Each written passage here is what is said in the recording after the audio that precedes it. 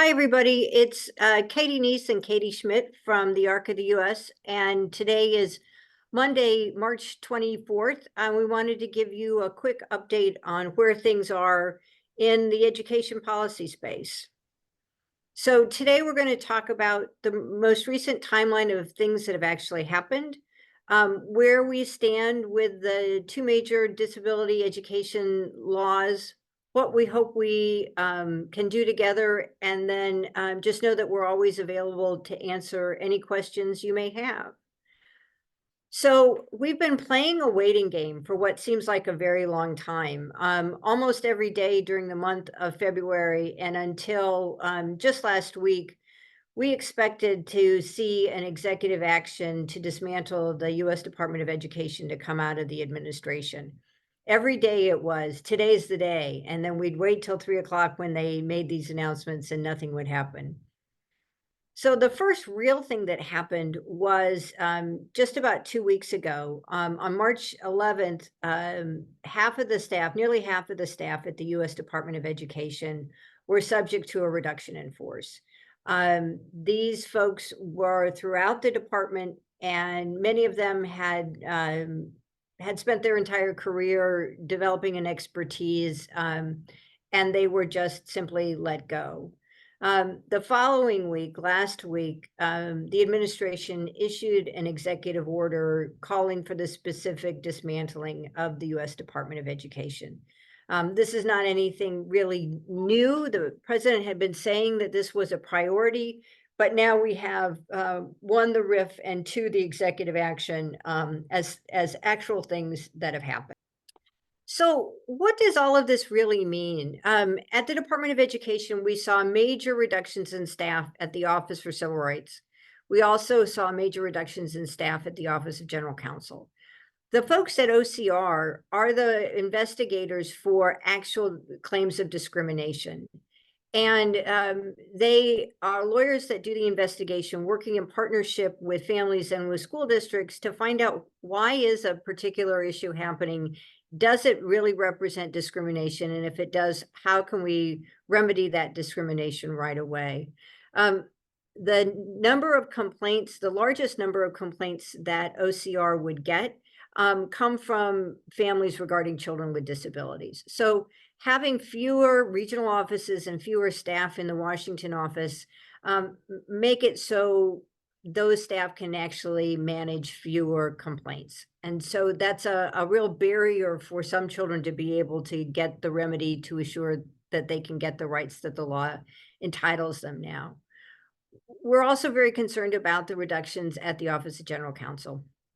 And you'd say, why? And it's because the Office of General Counsel helps make sure that when the department speaks, it speaks consistently with the law and the regulation, that when a school district or a family member writes in and says, what does this policy really mean in this context, that the letter that they receive is something that is absolutely concrete and factual. So without a robust Office of General Counsel, those things are going to take longer if they happen at all. So the Office of Special Education Programs that manages the Individuals with Disabilities Education Act really didn't see any reductions. But the folks that work in the Assistant Secretary's office, within that office, the policy folks, the budget folks, the communications folks, and administration staff, all of those folks except one were let go. What does that mean? It means it'll be harder to get an answer out of the department on issues related to special education for kids with disabilities. It will be harder to find out what's going on because the communications staff are gone. And so all in all, it's creating a larger gap of information between key stakeholders and activities at the department. And lastly, with the executive order on Friday, the president has said they want to move all the special needs activities to the Department of Health and Human Services. We don't really know what that means. We don't know where within the Department of Health and Human Services these functions might go. We do know that many of these agencies don't have any experience in working in the education system. They so it will be a big change, and we're still waiting for more information to come out of the administration about what they intend to do. So, a couple of things that haven't changed and really important. The Department of Education was created by a federal law. To dismantle it or to eliminate it requires a change to that law. That hasn't happened yet. The law, the Individuals with Disabilities Education Act, the federal special education law, it has not changed. The law itself hasn't changed. The regulations to help implement the law haven't changed. So the rights of kids with disabilities under IDEA remain just as they were last year and the year before. And so if anyone tells you that because of this executive action that you don't need to, or your child's not entitled to something, that's simply not true. The law and the regulations have not changed. That same is true for the laws and regulations for kids who are protected under Section 504 of the Rehabilitation Act. And those are kids that don't need special instruction, but do need accommodations. Again, nothing about the law, the regulations, those protections for those students, nothing has changed.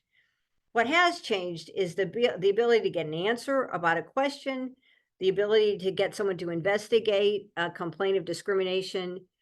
You still have those rights, but it's going to be harder and harder to actually access them because there are fewer and fewer people at the Department of Education who have that expertise and have the ability to get to your request. So all is not lost, guys. We still have a lot of work to do, and we need to continue to do it together. So as you know, many members of Congress are having town hall meetings. This is a great opportunity for you to express your concerns about what's going to happen in education. They need to hear what's going on with your kid and with the families that you serve. We also have a great action alert up on our website, and we really want people to understand what these laws mean to people. So the more we can engage families and elected officials, the better outcomes we'll have. It wouldn't be March without a plug for the Disability Policy Seminar. We have a great turnout so far. We're ahead of last year's numbers by about 100 individuals, so that's exciting. It's in 2 weeks. So we really hope that you can join us. We will be talking about education. We will be talking about Medicaid, and we will be trying to get members of Congress to understand really from a human to human perspective, what the policy changes that they're debating, what they really mean for real people, real families. So with that, if you have additional questions, please don't hesitate to reach out to us.